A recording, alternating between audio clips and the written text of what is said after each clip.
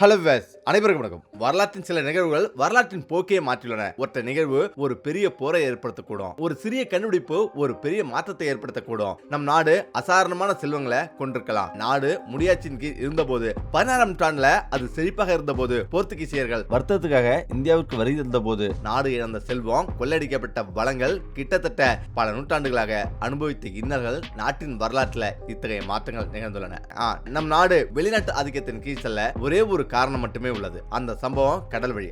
15ஆம் நூற்றாண்டின் பிற்பகுதியில கண்டுபிடிக்கப்பட்டது வாஸ்கோ ட காமாவின் ஆய்வு இந்தியாவுக்கான கடல் வழி. வரலாற்றின் மிகவும் மறக்க முடியாத நிகழ்வுகள்ல ஒன்றாக இருந்து வருகிறது. ஆனா இந்த நிகழ்வு நம் நாட்டிற்கு உதவியது. நிறைய கொள்ளையடிக்க வரலாறு மறைத்து வைத்திருக்கும் சில மதிப்புமிக்க விஷயங்களை உங்களுக்கு சொல்ல போகிறோம்.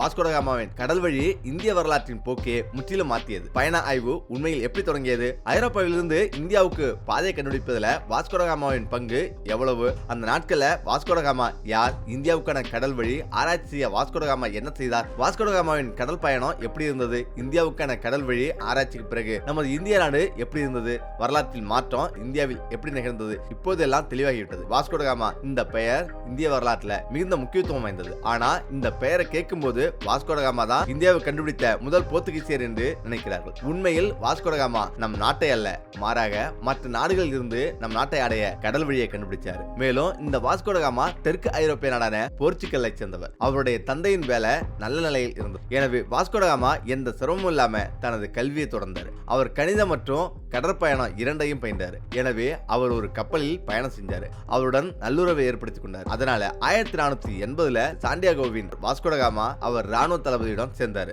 அவர் இளவரசர் ஜான் டோவின் கட்டளையின் கீழ் இருந்தார். அடுத்த ஆண்டு, அதாவது 1481ல இளவரசர் ஜான் டோ போர்ச்சுகலின் மன்னராக பொறுப்பேற்றார். அவர் ஏற்கனவே வாஸ்கோ ட காமாவுடன் நன்கு அறிமுகமாயிருந்தார். இளவரசர் ஜானின் நியமனத்தின் காரணமா வாஸ்கோ ட காமாவுக்கு அதிக பொறுப்புகள் வழங்கப்பட்டது. மேலும் படிப்படியாக வாஸ்கோ ட காமா போர்ச்சுகல் நிர்வாகத்தில் ஒரு முக்கிய நபராக ஆற்றினார். இருப்பினும் 1492ல போர்ச்சுகலுக்கும் பிரான்சுக்கும் இடையில் ஒரு கப்பல் ஒப்பந்தம் தொடர்பா ஒரு சர்ச்சை தொடங்கியது. மேலும் இளவரசர் ஜான் பிரெஞ்சு கப்பல்களை அவற்றின் துறைமுகங்களை கைப்பற்றும் என்று ஒரு முக்கியமான பணியை வாஸ்கோ ட காமாவிடம் ஒப்படைத்தார். வாஸ்கோ ட காமா அந்த பணியை மிகவும் திறமையாக முடித்தார். இளவரசர் ஜான் வாஸ்கோ ட காமா மீது அதிக நம்பிக்கை கொண்டார். இருப்பினும் இளவரசர் ஜான் போர்ச்சுகலின் மன்னரான போது அவர் முதல்ல ஆப்பிரிக்காவில் போர்த்துகீசிய பிரதேசங்களை முழுமையாக்கி மேலும் படையெடுப்புகளை செய்ய திட்டமிட்டார். அந்த காலத்துல இந்தியா, அதாவது ஐரோப்பாவில் இந்திய மசாலா பொருட்களுக்கு ஏற்கனவே பெரும் தேவை இருந்தது. இந்தியாவில் இருந்து ஆப்கானிஸ்தானுக்கு, கஜகஸ்தானுக்கு, தஜிகிஸ்தானுக்கு மற்றும் ரஷ்யாவுக்கு சாலை வழியா ஐரோப்பாவிற்கு அந்த காலத்துல ஒட்டங்கள் மற்றும் எருதுகள் மூலம் விலங்குகளை அடிப்படையாக கொண்ட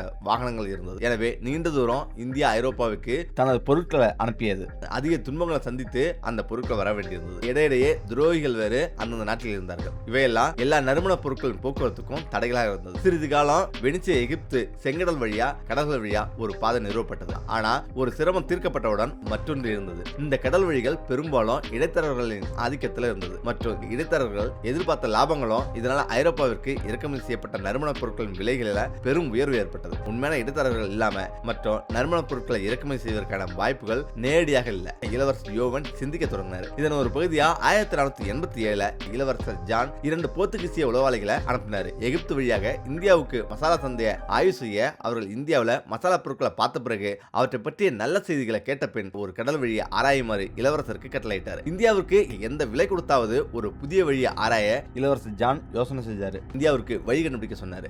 இளவரசர் ஜானின் யோசனையின்படி அவருக்கு ஒரு மாலுமி தேவைப்பட்டார். ஆனா இந்த முயற்சி அவர் நினைத்தது போல எளிதாக இல்லை. ஆயிரக்கணக்கான கிலோமீட்டர் தொலைவில் சேருமிடமே தெரியவில்லை. கடல்ல உயிருக்கும் உடலுக்கும் ஆபத்து உண்டு. இருப்பினும் சில காரணங்களால இந்த முயற்சி ஆரம்பத்திலேயே நிறுத்தப்பட்டது. இந்தியாவிற்கு கடல் மார்க்கமாக பயணிக்க நினைத்த இளவரசர் 2ஆம் ஜான் 1495ல இறந்தார். அவரது மரணத்துக்கு பிறகு போர்ச்சுகலின் பொறுப்புகளை மன்னர் இமானுவேல் ஏற்றுக்கொண்டார். இருப்பினும் கடல் மார்க்கமாக பயணிக்க நினைத்திருந்த 2ஆம் இளவரசர் ஜான் தனது லட்சியத்தை முன்னெடுத்து சென்றார்.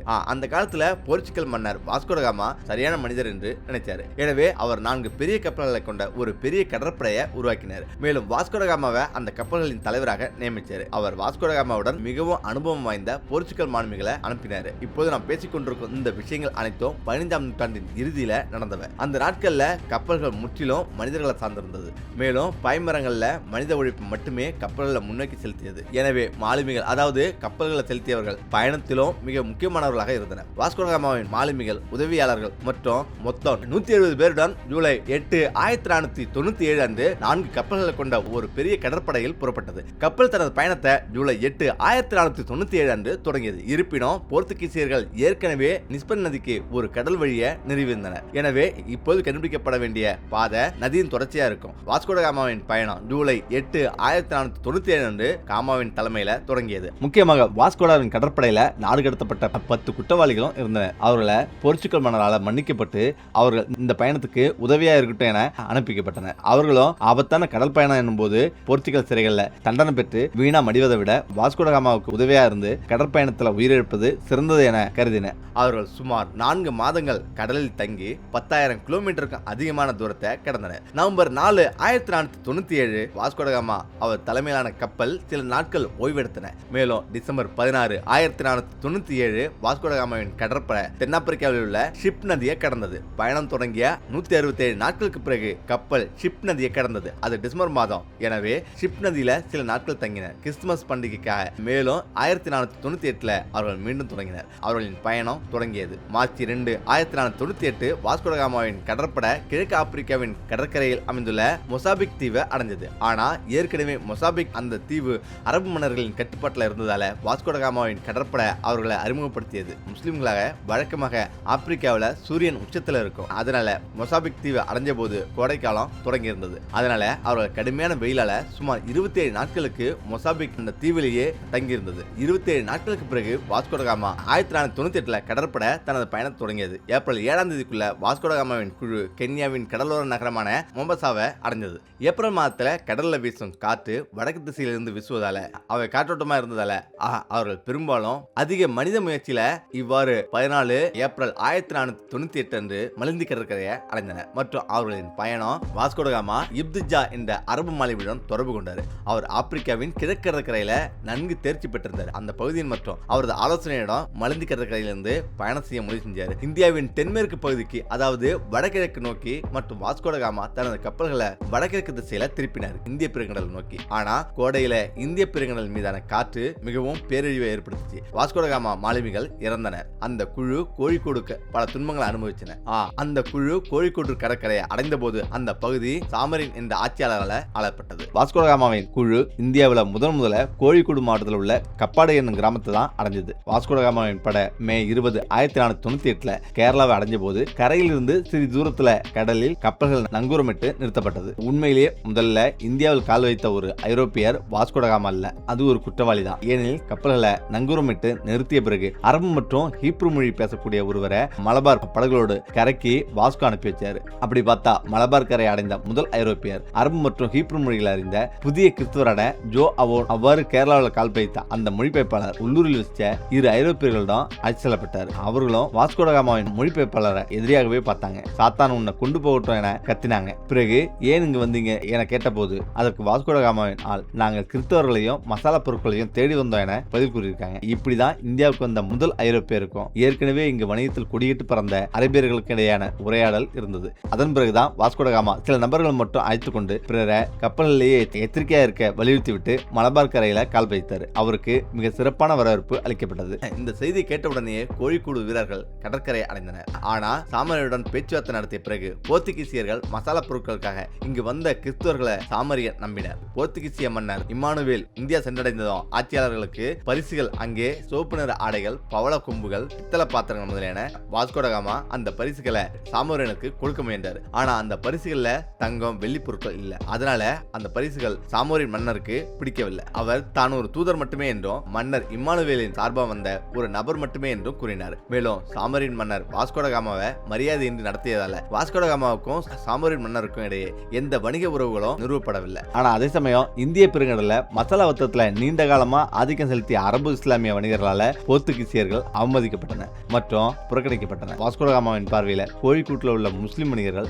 வெறும் பொருளாதார போட்டியாளர்கள் மட்டுமல்ல, மத மற்றும் கலாச்சார எதிரிகளும் கூட. சமோரின் அரசவையில அவர்களுக்கு இருந்த செல்வாக்கு போர்த்துகீசிய லட்சங்களுக்கு அச்சுறுத்தலாக காணப்பட்டது. பேச்சுவார்த்தைகள் முடிவுக்கு வந்தது. பேச்சுவார்த்தைகள் கிட்டத்தட்ட 3 மாதங்கள் நீடித்தது. சகாய் மற்றும் சாமரின் மன்னர்கள் மசாலா பொருட்களுக்கான சுங்க வரியை தங்கத்தில் செலுத்த வேண்டும் என்று வலியுறுத்திய போது வாஸ்கோ ட காமா எந்த வணிக ஒப்பந்தத்தையும் இறுதி செய்யவில்லை. துரதிர்ஷ்டவசமா அவர் இந்தியாவில் இருந்து திரும்பினார். அவர் வந்த அதே வழியில தன்னிடம் இருந்த பணத்தை கொண்டு கேரளாவில் இருந்து மசாலா பொருட்களை வாங்கினார். அவற்றை தனது கப்பலில் ஏற்றிக்கொண்டார். ஆகஸ்ட் 29, 1498 அன்று வாஸ்கோ ட காமா போர்த்துகீசியர்களிடம் திரும்புவதற்கான தனது பயணத்தை தொடங்கினார். ஆனா திரும்பும் பயணத்துல வாஸ்கோ ட காமா காமாவின் குழு இந்திய பெருங்கடல்ல பலத்த காற்றை எதிர்கொண்டது. கடலின் மறுபுறத்துல வீசிய பலத்த காற்று கப்பல்களை செலுத்துவதை கடினமாக்கியது. எனவே அவர்கள் கோவா அருகே உள்ள அஞ்சன்டீவா தீவுல சில நாட்கள் தங்கினர். 1498 அக்டோபர் 3 அன்று அவர்கள் இந்திய பெருங்கடலை கடக்க முயற்சியை தொடங்கினர். 1499 ஜனவரி 2 அன்று அவர்கள் ஆப்பிரிக்காவின் கரையை அடைந்தனர். அவர்கள் இந்தியாவை நோக்கி வந்து கொண்டிருந்த போது இந்திய பெருங்கடலை கடக்க அவர்களுக்கு 26 நாட்கள் ஆனது. திரும்பும் பயணத்துல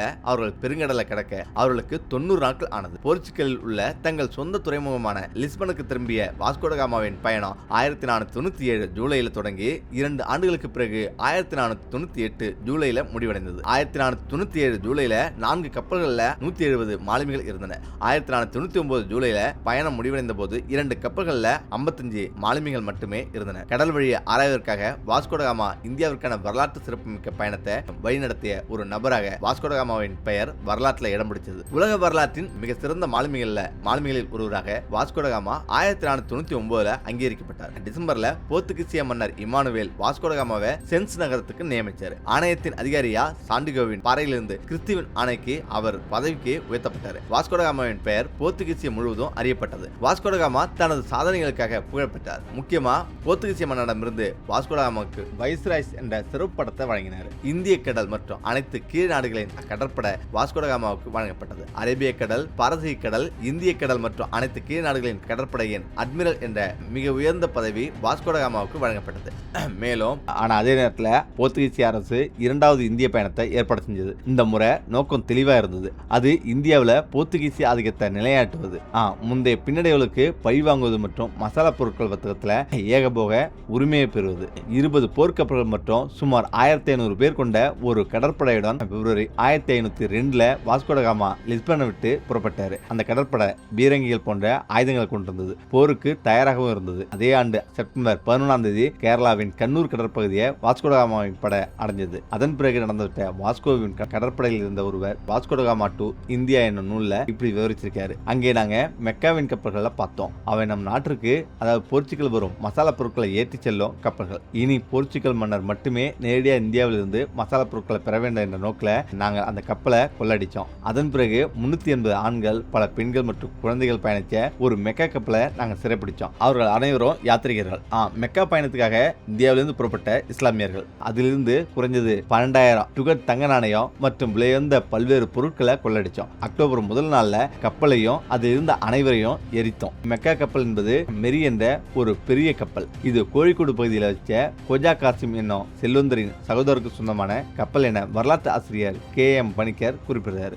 வாஸ்கோடகாமாவின் படையிடம் சிக்கிய போது ஹஜ் புனித யாத்திரைக்காக பயணித்துக் கொண்டிருந்த பெண்கள், குழந்தைகள் மற்றும் வயதான யாத்திரிகர்கள் மெரி கப்பல்ல நிரம்பியிருந்தனர். அத்துடன் பத்திரத்துக்காக மதிப்புமிக்க பொருட்களும் கப்பல் இருந்தது. வாஸ்கோ கப்பலை எரிக்க உத்தரவிட்டார். பெண்கள் தங்கள் குழந்தைகளை உகைய நடுவே தூக்கி பிடிச்சு கருணைக்காக மன்றாடினாங்க. போர்த்துகீசியர்கள் தங்கள் கப்பலில் இருந்து பார்த்து கொண்டிருந்த போது அனைவரும் வழியால அழுது கொண்டே இறந்து போனாங்க. ஒருவர் கூட தப்பிக்கவில்லை. இறக்கும் தருவாயில் இருந்தவர்களின் அழுகை கடல் முழுவதும் எதிரொலிச்சது. அப்போது 50 பெண்கள் உட்பட 400க்கும் மேற்பட்ட யாத்ரீகர்கள் கப்பலில் இருந்தனர். முக்கியமாக அதில் 20 குழந்தைகள் மட்டும் காப்பாற்றப்பட்டனர். அவர்கள் அனைவரும் கிறிஸ்துவ மதத்துக்கு மாற்றப்பட்டனர். அப்போது வாஸ்கோடகாமா அசையாமல் நின்றிருந்தார் என வாஸ்கோடகாமாவின் தலைமையிலான படை செய்த இந்த சம்பவம் சில போர்த்துகீசிய சமகாலத்தவர்களை கூட அதிர்ச்சிக்குள்ளாக்கியது. வாஸ்கோடகாமா கேரளா வரலாற்றில் ஒரு வில்லனாக நினைவு கூறப்படுவதற்கு முக்கிய காரணங்கள் ஒன்றாகவும் இந்த சம்பவம் மாறியது. போர்த்துகீசியர்கள் இந்தியாவில் மட்டும் கவனம் செலுத்தவில்லை. அதே கடல் பாதையை பயன்படுத்தி முழு ஆசியா கண்டத்தையும் கைப்பற்றினர். மசாலா பொருட்களை ஏற்றுமதி செய்வதற்கு தடையாக இருந்தவர்களுக்கு இது சாத்தியமாக்கியது. ஓட்டோமான் அரேபியர்களைப் போல அதே கடல் பாதை பேரரசுகளின் வீழ்ச்சிக்கும் காரணமாக அமைஞ்சது. இந்த பாதை பல நூற்றாண்டுகள் பழமையான முடியாட்சிகளின் வீழ்ச்சிக்கு காரணமாக அமைஞ்சது. இந்தியா உட்பட குடும்பங்கள் ஆசிய கண்டத்தில் உள்ள பல நாடுகள் ஐரோப்பியர்களால் சூறையாடப்பட்டது. வாஸ்கோடகாமா தலைமையிலான கடல் பயணம் இந்த பாதையில் தான் முழு வரலாற்று உலகின் போக்கியே அது மாற்றியது என்பதில் சந்தேகமில்லை. ஓகே, இந்த வீடியோ பிடிச்சிருந்தீங்கன்னா மீண்டும் அடுத்த சந்திப்போம்.